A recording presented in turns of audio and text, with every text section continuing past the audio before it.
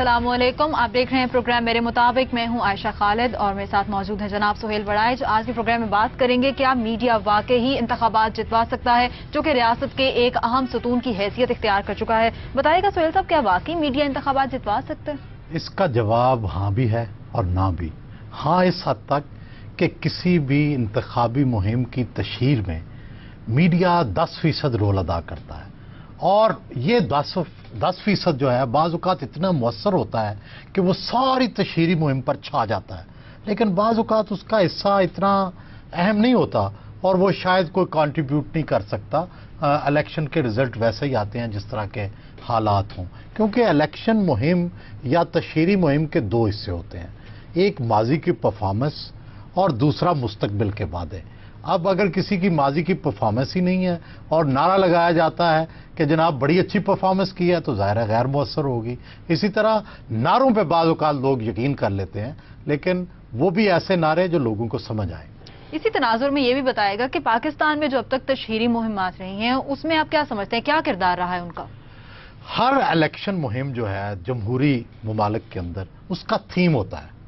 मसलन आप देखें कि 1977 की जो मुहिम थी भुट्टो साहब की, वो उन्होंने उसका टारगेट रखा हलवा, मौलवी, इस तरह का टारगेट रखा। जवाबन कौमी इत्तेहाद ने जो टारगेट रखा वो इस्लामी निज़ाम का नफाज रखा, निज़ाम मुस्तफ़ा का नफाज रखा और हुकूमत की गलतियों की तरफ निशानदेही की, जिससे आप देखें कि जज्बात भड़के और बिल आखिर वो 1977 का इलेक्शन जो था वो मुअस्सर ना हो सका, क्योंकि इतने जज्बात भड़क चुके थे।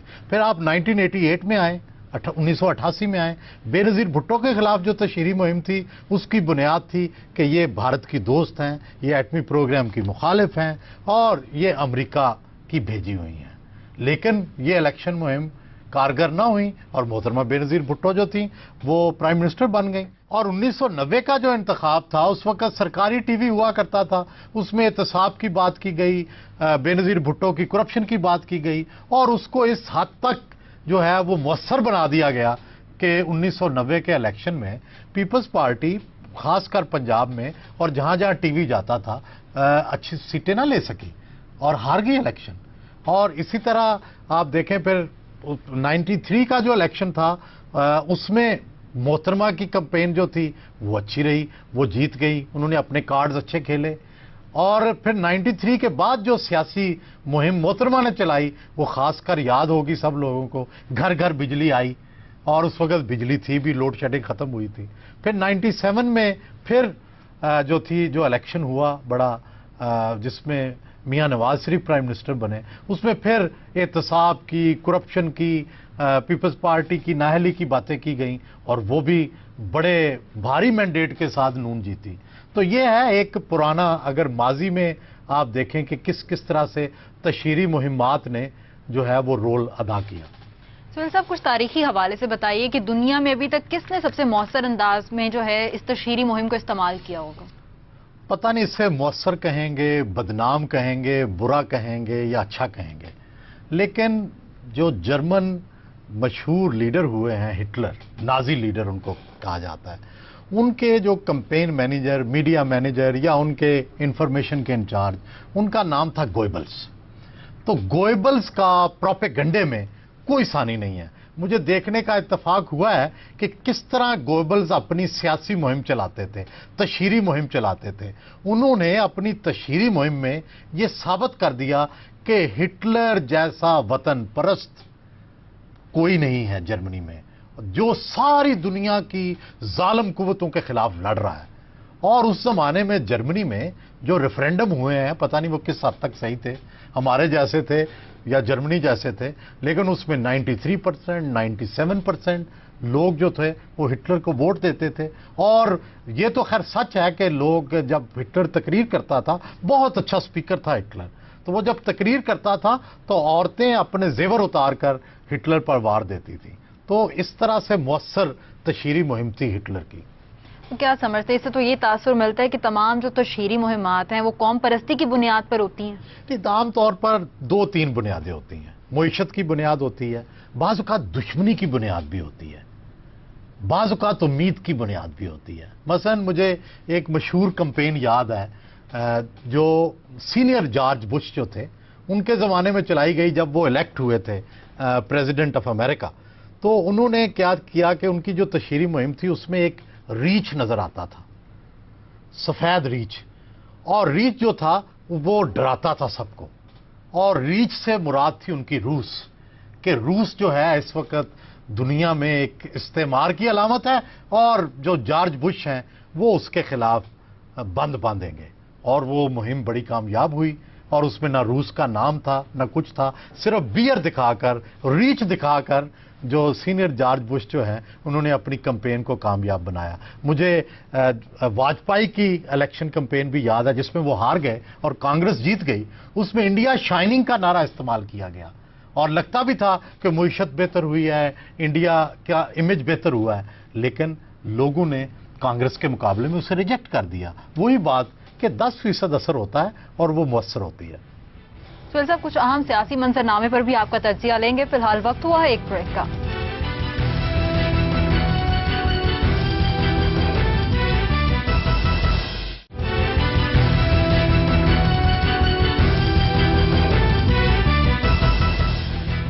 ब्रेक के बाद गुफ्तगू के सिलसिले को आगे बढ़ाते हैं। सुहेल साहब, मीडिया के हवाले से बात हो रही है, बताइएगा क्या मीडिया के हवाले से जो तशहीरी मुहिम है, इलेक्शन कैंपेन है, इसमें भी तब्दीलियां आई हैं? मेरे ख्याल में बिल्कुल ऑल टुगेदर चेंज हो गया है। पहले बहुत ज्यादा हद तक होता था कि कपड़े के बैनर लगा दिए, हैंड बिल्स तकसीम कर दिए। अब तो तस्वीरें हैं, स्टिकर हैं, टीवी के ऊपर, लोकल टीवी के ऊपर कैंपेन है, सियासी जमातों की नेशनल टीवी के ऊपर कैंपेन्स हैं, इश्तिहारात हैं, जगह जगह आप बोर्ड लगे देखती हैं जिसमें कद्दे आदम तस्वीरें हैं, उनके पोज हैं। तो अब तो ये तस्वीरी इलेक्शन है। पहले जो थी बेकैफ किस्म के बोर इलेक्शन थे, अब तो हर बंदा अपने कैंडिडेट को देख रहा होता है, बल्कि उसके सपोर्टर्स को भी देख रहा होता है जिन्होंने अपनी तस्वीर बाज़ औक़ात बड़ी लगाई होती है उम्मीदवार से। लेकिन मीडिया को तो गैर जानिबदार नहीं होना चाहिए। ये तस्वुर बहुत पुराना है। देखिए, मीडिया को इलेक्शन कमीशन थोड़ा है कि गैर जानिबदार हो, मीडिया मीडिया है। और मैं आपको बताऊं कि ये तस्वुर बदल गया है। अब मीडिया जो है बाकायदा साइड्स लेता है। आप ये कहना चाह रहे हैं? मीडिया साइड्स लेता है और आप दुनिया भर के अखबारात को, मीडिया ग्रुप्स को देखें, आप कह सकेंगे ये लिबरल है, ये मॉडर्न है, सपोर्ट करता है, ये फलां पार्टी की पॉलिसियों को सपोर्ट करता है, ये फलां के खिलाफ है। तो ये बड़ी आसानी से हम डिमार्केशन या ग्रुपिंग कर सकते हैं। तो ये तस्वर जो किसी जमाने में होता था, क्योंकि अब क्या है, issue to issue media stand लेता है। सुहेल साहब, इससे तो वाज़ेह है कि इलेक्शन में भी पूरी साइड ली जाती है। जनाब, अब तो बिल्कुल सब कुछ बदल चुका है। बाकायदा सियासी पार्टियों के मैनिफेस्टो को देख के, मंशूर को देख के एंडोर्स किया जाता है, लेकिन ये एंडोर्समेंट सिर्फ एडिटोरियल ही की जाती है।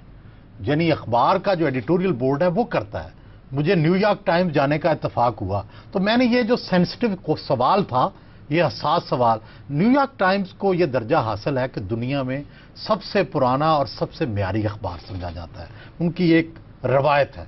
तो वहाँ मैंने जो एडिटर थे उनसे मुलाकात हुई, खातून थी वैसे, तो उनसे मुलाकात हुई मेरी। तो उन्होंने मुझे बताया कि हम बाकायदा इलेक्शन से पहले एंडोर्स करते हैं कि किसका मैनिफेस्टो, किसका मंशूर मुल्क के लिए, आवाम के लिए बेहतर होगा। तो अब तो ये दुनिया में मीडिया इस तरह का है। सुहेल साहब, मीडिया के किरदार की काफी बात होगी, कुछ और अहम खबरों पर नजर आते हैं। सदर जरदारी दौरा लाहौर पर आए थे, आपसे मुलाकात हुई? नहीं, मेरे से मुलाकात नहीं हुई, शायद बहुत मसरूफ थे। और मेरा लेकिन ये ख्याल है कि उनका दौरा काफ़ी अच्छा रहा और म्यू अस्पताल जो ये हादसे के ज़ख्मी थे वहाँ गए और चैम्बर ऑफ कॉमर्स की एक तकरीब में शिरकत की। और सियासी तौर पर भी उन्हें आना चाहिए। वो फेडरेशन के नुमाइंदे हैं, मुल्क की एक बड़ी जमात के सरबराह हैं। जब वो पंजाब में नहीं आते, जब वो लाहौर में नहीं आते, तो उनकी पार्टी का हाल पतला हो गया है।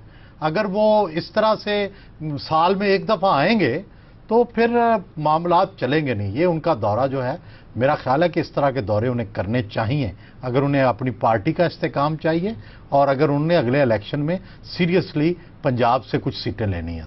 दौरे तो करने चाहिए, लेकिन जब कोई इस्तकबाल ही ना करे तो दिल नहीं ना करेगा फिर आने का। मेरा ख्याल है कि जमहूरी तौर पर यह गलत हुआ है पंजाब हुकूमत के किसी न किसी नुमाइंदे को जाकर इस्तकबाल करना चाहिए था। आप मुझे ये बताएं कि जो जरदारी साहब के अपॉइंटेड वजीर आजम हैं राजा परवेज अशरफ, उनसे तो मुज़ाकरात कर रहे हैं, और जो सदर जरदारी हैं उनसे जनाब उनका इस्तकबाल नहीं कर रहे। इससे क्या मैसेज दे रहे हैं?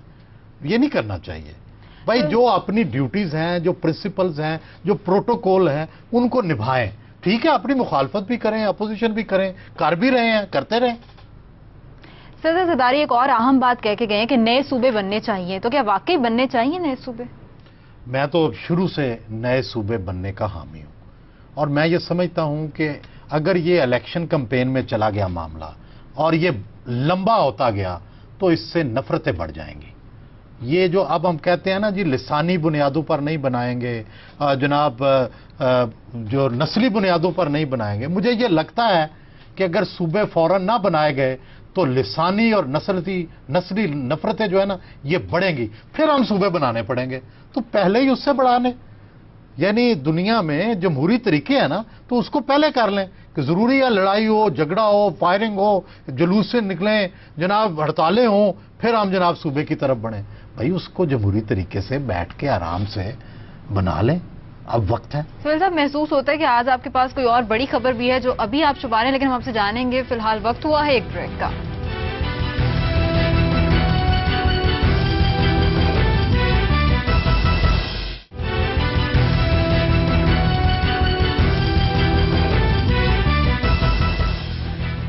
के बाद प्रोग्राम में गुफ्तगू के सिलसिले को आगे बढ़ाते हैं। सुहेल साहब, हमने देखा कि सदर जरदारी लाहौर के दौरे पर आए और फिर कराची नवाज शरीफ तशरीफ ले गए, इसके पीछे भी कोई सियासत है?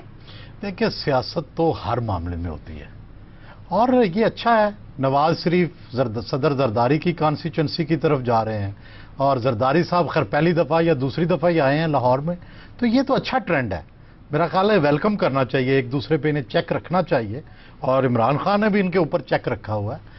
ये तो जमहूरियत है, इसको ये तो होना चाहिए। एक और खबर के साबिक एमएनए जो हैं अहमद रजा मानेका, उनकी मुलाकात नवाज शरीफ से हो रही थी, लेकिन फिर अब वो काफ लीग में शामिल हो गए। अहमद रजा मानेका जो है ना, इनके वालिद मियां गुलाम अहमद मानेका, इन्होंने जो बेनज़ीर भुट्टो के खिलाफ तहरीक अदम एतमाद थी उसमें वोट दिया था मोहतरमा को नवाज शरीफ को छोड़ के। उस वक़्त से मियां नवाज शरीफ इनकी फैमिली से नाराज थे। तो अहमद रजा मानेका एमएनए रहे हैं, और एक दिन नून के पास गए हैं, दूसरे दिन चौधरी परवेज लाई के पास आ गए हैं, फुटबॉल से बन गए हैं। तो मेरा ख्याल है कि उन्हें पहले ही सोच समझ के फैसला करना चाहिए था। अब फिर ना फैसला तब्दील कर लें, मेरे दोस्त हैं, लेकिन बहरहाल सोच समझ के सियासतदानों को फैसला करना चाहिए, इससे अच्छी रेपुटेशन नहीं होती। सुहेल साहब, तहरीक इंसाफ का तो बड़ा डंका बजता था, लोगों ने बहुत बड़ी तादाद में ज्वाइन भी किया, लेकिन अब लोग छोड़कर जाना शुरू हो गए हैं। और फिर हमने देखा अभी जैसे शाहिद अकरम भिंडर जो कि गुजरांवाला से जिनका ताल्लुक है, वो भी तहरीक इंसाफ को छोड़कर नून लीग में शामिल हो गए। और भी कई लोग खुफिया मुलाकातें कर रहे हैं। देखिए, इलेक्शन से पहले जो है ना आना जाना लगा रहता है, और इलेक्शन से पहले मेरा ख्याल है कि लोगों को हक भी देना चाहिए कि वो एक पार्टी से दूसरी पार्टी में चले जाएं। हाँ, इलेक्शन के बाद अगर आप अपनी पार्टी के टिकट पर मुंतखब होकर दूसरी पार्टी में जाते हैं तो उसे लोटा कहा जाता है। इलेक्शन से पहले किसी ने पार्टी बदलनी है तो बदल सकता है, इखलाकी तौर पर उसको बुरा नहीं समझा जाता। और जहां तक बात यह है कि तहरीक इंसाफ लोग छोड़कर जा रहे हैं, तो बुनियादी बात यह है कि अब तहरीक इंसाफ को, इमरान खान को हलकों की तरफ तवज्जो देनी चाहिए, वहाँ के लोगों के ऊपर तवज्जो देनी चाहिए, उनके साथ मीटिंग्स करनी चाहिए, उनसे मिलना चाहिए, ताकि उसकी तरफ नून जो है वो अब हतमी शक्ल दे रही है अपने उम्मीदवारों को, और तहरीक इंसाफ ने अभी इब्तदाई काम करना है, तो इसलिए जरा तेज हो जाए। सुहेल साहब, इलेक्शन की बात हो रही है, क्या समझते हैं सूरत हाल ऐसे वाज़ेह ही रहेगी या फिर इंतखाबात से पहले कोई सियासी भूचाल आ सकता है? मैं आपको बताऊं कि इस वक्त सिंध बहुत अहम हैसियत हासिल कर गया है। सिंध की सियासत आप देखें, जो लोकल गवर्नमेंट का ऑर्डिनेंस आया है, इसमें एमक्यूएम और पीपल्स पार्टी ने मिलकर निज़ाम बना लिया है, which is a clear indication कि सिंधी, जो कि कभी इनका आपस में इस तरह से देरपा मुआहदा नहीं हुआ था, ये बड़ा ऐसा लगता है कि बड़ा सोच समझ के इन्होंने किया है। क्या शायद ये इलेक्शन के बाद भी इकट्ठे चलना चाहते हैं? क्या उससे पहले 2-3 दिन नून से बातचीत हुई, پھر یہ جو ہے یہ قانون بن گیا یا آرڈیننس آ گیا ہے.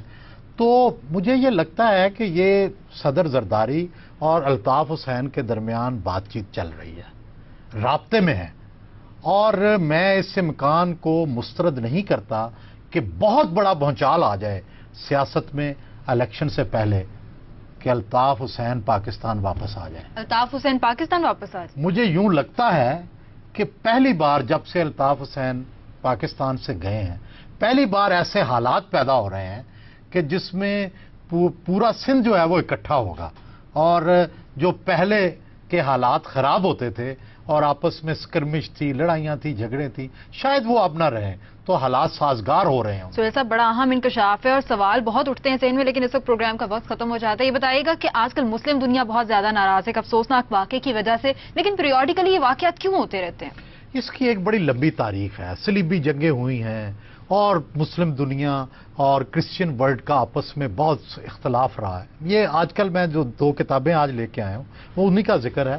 ایک یہ ہے God's war, a new history of the crusades, اور this is written by Christopher Tyerman. اور یہ ساری جو کروسیڈز تھے جن کو صلیبی جنگیں کہا جاتا ہے ان کا احوال ہے, اور بڑی حد تک یہ دلچسپ یہ ہے کہ اس نے کافی توازن سے لکھا ہے. اور دوسری طرف یہ ایک نئی کتاب ہے صلاح الدین ایوبی پہ, اور یہ ایک فرینچ نے لکھی ہے, این میری ایڈی, اور اس نے بھی صلاح الدین ایوبی کی ہسٹری کو ٹریس کیا ہے. بہت صلاح الدین ایوبی کو ہیروئک جو ہے مقام پہ پہنچایا, اور صلاح الدین ایوبی کے بارے میں جو سارے مغربی ہسٹورین ہیں, تاریخ دان ہیں, وہ کہتے ہیں کہ وہ کرسچینز کے ساتھ بھی اگرچہ جنگیں ہوتی تھی لیکن بڑا اچھا سلوک کرتا تھا. تو میرا خیال ہے کہ اس طرح کی چیزوں کو, روایت کو لوگوں کو سامنے رکھنا چاہیے. یہ لڑائی جھگڑے یہ نہیں رکھنا چاہیے. مسلم دنیا نے تو بڑا اچھا ٹریٹ کیا ہے اپنی مسیحوں کو, یہودیوں کو. تو اب اس طرح کے جب کام ہوتے ہیں تو لوگوں میں اشتعال پیدا ہو. بالکل ٹھیک کہہ رہے ہیں سہیل صاحب. اس کے ساتھ ہی پروگرام کا وقت ختم ہو جاتا ہے. اپنے فیڈ بیک سے اپڈیٹ کرتے رہیے MM@geo.tv پر. اپنا بہت خیال رکھیے. خدا حافظ.